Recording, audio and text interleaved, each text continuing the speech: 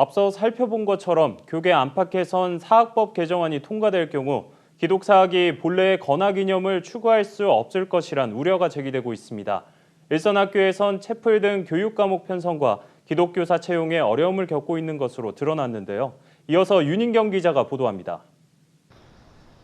기독교 정신으로 설립된 명지고등학교는 교원을 채용할 때마다 제출 서류에 세례교인 증명서를 요구해왔습니다. 학교의 건학 이념에 동의하는지 확인하는 동시에 신천지와 같은 이단 사이비단체에 소속되진 않았는지 검증하기 위해서입니다. 그런데 서울시 교육청은 명지고 종합감사에서 세례교인 증명서를 제출하게 하는 건 불합리한 차별을 금지하는 관련 법률을 위반할 소지가 있다고 지적했습니다.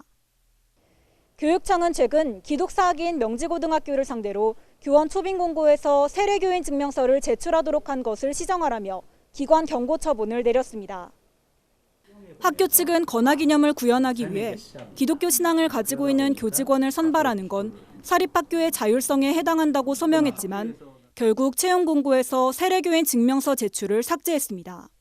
신천지 많은 이러한 사람들이라든가 그리고 세월의 구원파라든가 이단과 사이비 이런 사람들이 그냥 교사로 만약에 들어오게 된다고 했을 경우에 참 나중에 이로 인해서 생겨질 이런 폐해들 생겼을 경우에 이것을 어떻게 이거를 해결할 수 있을지.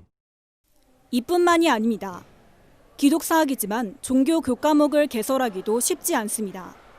채플 등 특정 종교 과목을 마련하려면 철학과 같은 대체 과목도 선택할 수 있도록 하는 초중등학교 교육과정 지침 때문입니다.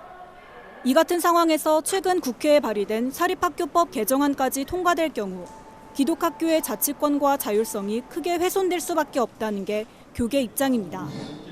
이에 교계에서는 사학법 개정을 한국교회 문제로 인식하고 연합해야 한다는 목소리가 높습니다.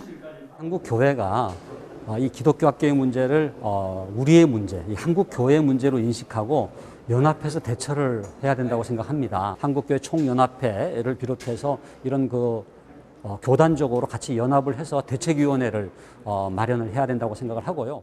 기독교학교 정상화 추진위원회 김은성 위원장은 한국교회의 위기는 다음 세대가 기독교적 가치관을 제대로 교육받지 못했기 때문이라며 기독교 교육의 정상화를 위해 한국교회와 성도들의 기도와 관심을 당부했습니다.